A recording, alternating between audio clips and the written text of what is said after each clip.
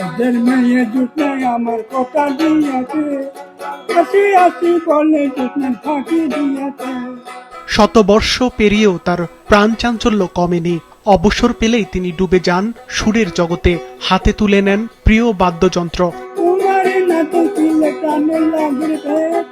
তিনি লন্ডনী বাবু, যার নামে খাগড়াছড়ির একটি গ্রামের নামকরণ করা হয়েছে লন্ডন পাড়া। খাগড়াছড়ির সদর উপজেলার কমলছড়ি ইউনিয়নের এই গ্রামে তার বসবাস।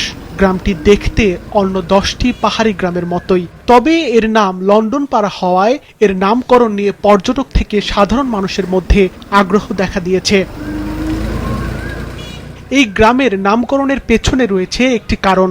লন্ডনী বাবু নামের এক বৃদ্ধ, যার আসল নাম মংপ্রু মারমা, তিনি 1930 সালের দিকে এ পাড়ায় প্রথম বসতি স্থাপন করেন। তিনি দেখতে সুন্দর, লম্বা ও সুঠাম দেহের অধিকারী হওয়ায় গ্রামবাসীরা তাকে লন্ডনী বাবু বলে ডাকতেন।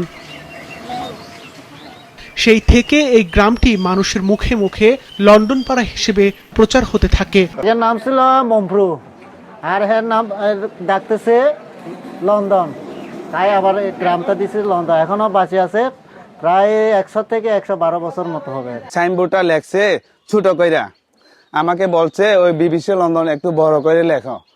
ওইভাবে বলছে, আমি ওই দোকানদার থেকে ওখানে লিখে লাগাই দিছে। খাগড়াছড়ি থেকে লন্ডন ভাড়া হলো 20 টাকা। বর্তমানে এই গ্রামে প্রথম বসতি স্থাপনকারী মংপ্রু মারমার পাশাপাশি আরো 50টি পরিবার বসবাস করে। জায়গা এখানে জঙ্গলে থাকে, কেউ নাই, বাঘ আসে। ওইখানে একজন নাম দিয়েছে আমাকে লন্ডন পাড়া, আমাকে নাম দিয়েছে ওরা, এর নাম হয়ে গেছে লন্ডন পাড়া, বিবিসি লন্ডন।